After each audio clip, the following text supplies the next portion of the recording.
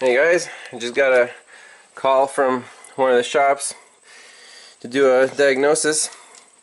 2001 Acura TL 3.2 liter V6 crank no start, and it's throwing a P0335 trouble code, which is crank sensor no signal.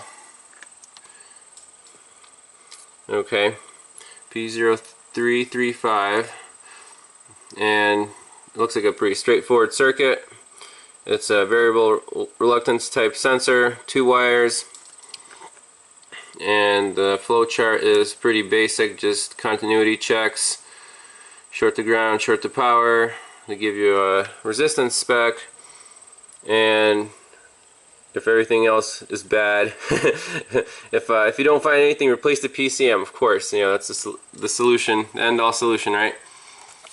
So anyways, did a little homework on all data. Since the Veris came up short, it didn't have anything in the component test meter, surprisingly, for the PCM. So basically what we want to do is go to the PCM itself and scope out our crank signal.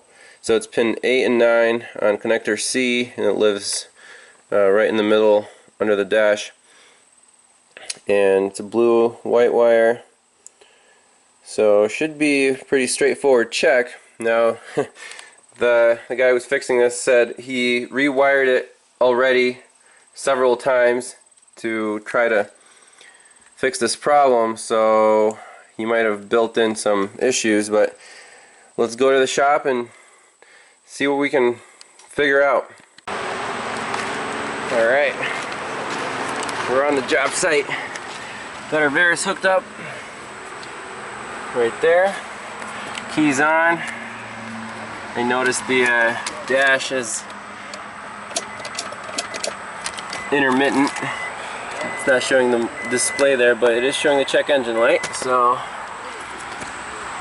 let's check our codes.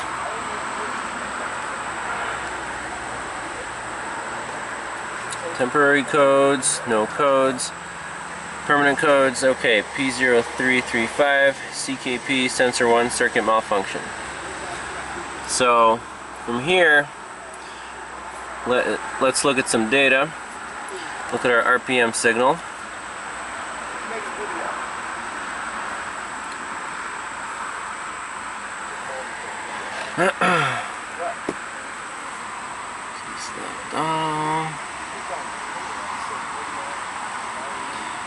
RPM. Let's see what else they have here. See anything worth looking at?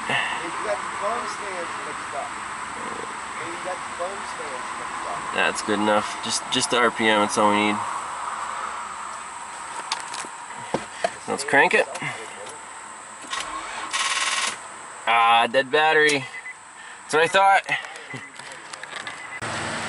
Well, now that we got a charger on the battery, we actually have a readout. So it's 275,000 miles on this thing. It's not too bad. Let's see. Maintenance required light. Okay.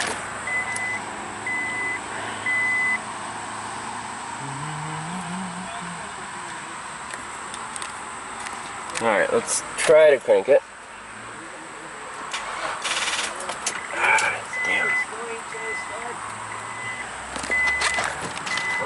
Let's put it on 50. What's up?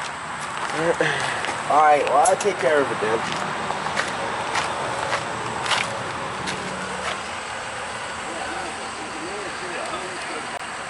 Alright, we got 50 amps. Let's try to start it.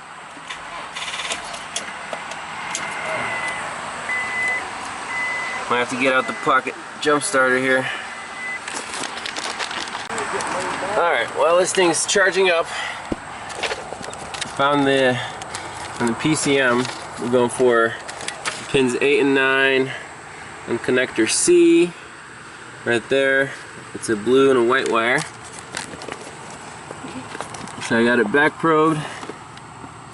both wires. So 2 channels. We're going to look at both sides of the CKP signal. And let's set up the scope. Alright, RPM signal. Let's crank this baby.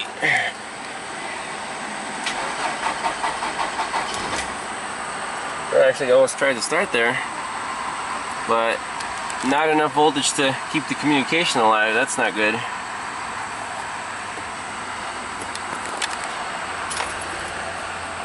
Try again.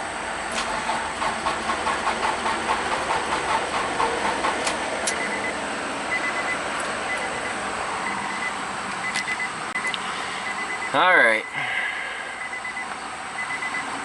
Let's go to our scope. Let's see if there's any signal on this crankshaft position sensor. Volts DC. With the dead battery, it's kind of a pain to do any testing. Alright, let's turn off channel 3. So 1 and 2 will peak detect. Let's do half a volt per division. We don't expect big signal. Let me hook up my ground lead just a sec. Alright, that looks better. We're on 10-second screen. Let's drop that down a little bit. 1 second screen. Alright, here we go.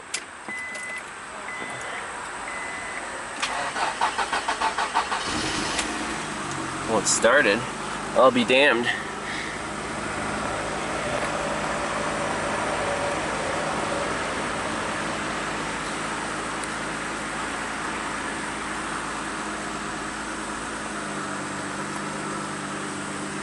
Well, we got no crank signal, that's for sure.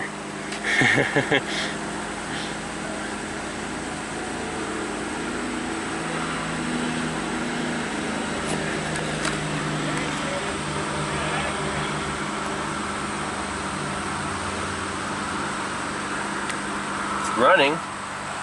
Check engine lights on, of course. It's probably running off the cam.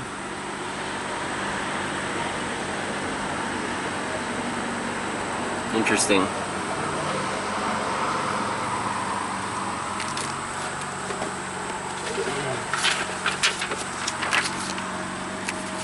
So our yellow trace is on the blue wire. That's the signal. White wire is the ground. We got no signal at all. So at this point, let's go towards the sensor. Obviously we have no crank signal. I'm shutting the key off. Let's see what the signals do. Alright, so it dropped low. So there is some sort of bias voltage on there. Let's see. About 0.2 volts. Bias voltage on there. Okay.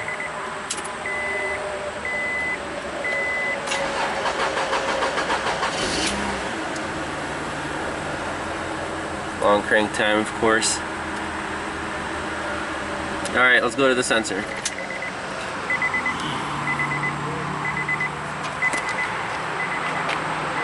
I'm actually curious if running on the cam, if it shows an RPM signal here.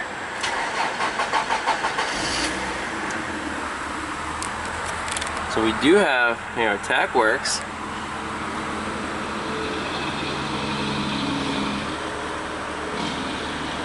We have an RPM. Yeah, we do have an RPM. So obviously it's getting it from somewhere. Now let's where do we want to go? Let's go to the sensor.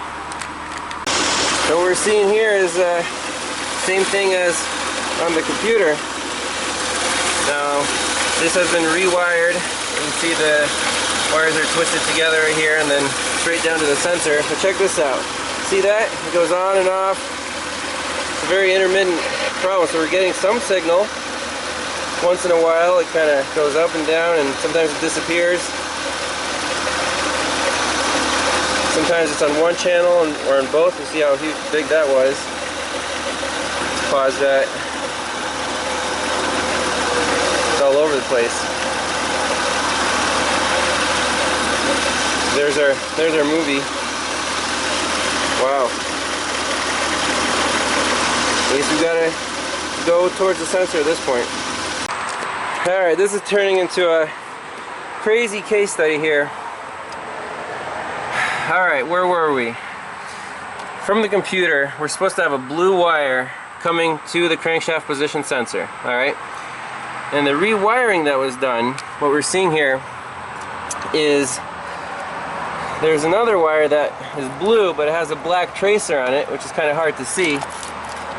Right here, coming up from the same general area. And actually, this wire is for the VTEC oil pressure switch, the variable valve timing. So we actually got another trouble code for that. So this problem, I don't think was there originally, but it happened because the wire was snipped off. But now we find, where's the blue wire? That's what we want to find, right? Okay. So there's the blue wire that originally went to the sensor, and there's the white one. Okay. And we come to this splice, and out of it we see a white wire and a pink. Can anyone explain this? I've never seen anything like this before. So let's unwrap this and check for continuity, I guess. Alright, here we go. We got the correct wire now twisted back on to the crankshaft position sensor. I got it back probed with the computer, just one channel. Let's crank it, see what happens. Ah, 50 amps, 50 amps. Boost it. Might take a minute or two. Yeah, Battery, yeah. marine battery. Alright, well. Alright, this is what we want to see. No codes to display. All the wires are back in their correct place. Running great, starts great. I'll show you how it starts. Like a Honda. Alright? Alright guys, I think we're all set here.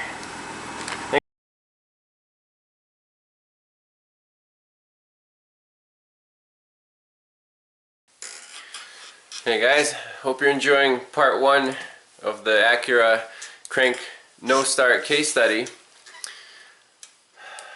So while I was in the field making the video, it was actually so hot outside and the camera was in the sun, and some of the video segments got literally toasted. So some of the best footage that I got is actually corrupt. So I just wanted to do a quick recap of what I found with this crankshaft position sensor in terms of the wiring, and also give you a little better understanding of the history of this vehicle. So sometimes the history of the vehicle is one of the most important things you can ask when dealing with diagnosis like this. Now, I only talked to the mechanic who was working on this car, not the owner, and it was actually a little difficult to get the sequence of events straight and why all these repairs were done, you know, like just the logic behind it. So I'm going to try to kind of refresh my memory before I lose it completely. This has been a long story with this car. I'm actually doing this post diagnosis. I saw this car 4 times this week, believe it or not. So this is just part one. So we'll recap just part one here, and I guess whenever the other parts I post, we'll see where this progresses. So anyways, why was this crankshaft position sensor rewired in the first place? Well, the story is that this is what the mechanic told me. He said the customer brought the car over. There was an intermittent no start, no check engine light, no anything. The customer bought a crankshaft position sensor and just told him, put it in. Just put in this crankshaft position sensor, right? Well, that's what he did. He put it in, and when it was to install this crankshaft position sensor on this vehicle, you need to remove the harmonic balancer. And when he removed the harmonic balancer, he said he found a small, I don't know, 1/8 of an inch ball bearing where the timing gear is, and he said that some of the reluctor teeth were damaged or bent. So anyways, he put in this sensor. I guess the car wouldn't start. So he took the pulley back off, and he said he ground down the ears of the sensor so it would sit closer in to the pulley. And somehow with a voltmeter or something, he said he got a signal now after bending these teeth back in. So I already know this car's been molested seriously. Okay? And I guess before he rebent those teeth to try to get a signal, he rewired the sensor, because, you know, if it's not a sensor problem, a new sensor must be wiring, right? Okay. So first thing he did, let me zoom you in on the whiteboard here. So I drew a little schematic of what is going on in this wiring harness. So from the computer, this is just a subsection obviously, we have this wiring harness that goes along the back side of the rear bank down to these components right here. We have our crankshaft position sensor, blue and a white wire, 2 wires there. We have a blue and black going to a VTEC oil pressure switch, and also a ground return, that's a brown and yellow. Then the 5th wire is a green and yellow going to our VTEC solenoid. That's the, you know, the driver to activate that solenoid. So it's power side switched. Okay, so first thing he did was so there's a pigtail here, and there's, you know, a connector. He I guess cut the wires here. Okay, and then I think he cut this section out. So there's no more connector here, so I can't even back probe the circuit without, you know, disturbing the wiring. So he put in his own jumpers there and there. Still no signal. He went upstream. So now we're working on top of the engine. You know, opened up the conduit, I guess right about here. And he's like, alright, now we're going to go, made his own wires from here to here. That's the white wire. Now, here, this took me in the field about 3 hours to finally figure out what's wrong here. Because, this is hindsight now, what he did was, he came up here and he saw green and yellow, brown and yellow, blue, there's a black tracer on this, keep in mind, blue wire, white wire, and a pink wire. Crazy, right? There's a pink wire here. Whatever, it doesn't matter where that goes. We've got a blue and a white. So this blue wire ended up being wired to right here. So this is cut there, cut there. What do you see? Now our crankshaft position sensor, the positive signal wire, is wired in to our VTEC oil pressure switch pin on the computer. Now before realizing this, I used my power probe wireless tracker to start here and try to backtrack. I disconnected it here, cut the wire, backtrack it towards the computer. That was inconclusive. I tried going from here from this wire at the computer, thinking it was connected, sending a signal this way and looking for it right here. But check this out. There is a shield, a ground shield, around the crankshaft sensor positive wire. So I couldn't even pick up that signal here. So I was chasing a break between here and here for an hour and a half. Conservative estimate. So finally, when I took a close look at this junction, I'm like, why is this wire blue with a black tracer, and at the computer it's definitely a blue. But looking at our pinouts right here, see 8, 9, and 10. 8, 9, and 10. What do you see on the wiring colors right there? Blue, white, blue, and a black. That was almost like, hey, wait a second. He wired it into the wrong place. He snipped off the VTEC oil pressure switch, and we actually did get a code for that later. So anyways, long story short, we rewired the correct, these 3 wires we wired back up correctly after realizing this blue turned into a pink because the pink was a shield. So, the end of the video, part 1. We have no more codes. Car starts up great, it runs. So that diagnosis alone, was a mess because when he initially told me over the phone he rewired the sensor 100 times, well, apparently he did rewire 100 times. This is great. I mean, this is where the best case studies come from these cars that have been worked on again and again and again until no one knows what's been done. And so anyways, finally, after the wiring's correct, I did get a good waveform on the scope, which again, one of the video files got corrupted.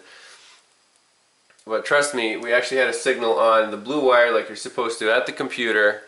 Car started up right away, without the long crank time, so it was running off both cam and crank signals. So that was the end of part 1. The car's fixed, right? Well, stay tuned for part 2 and 3 and 4. Alright guys, see you later.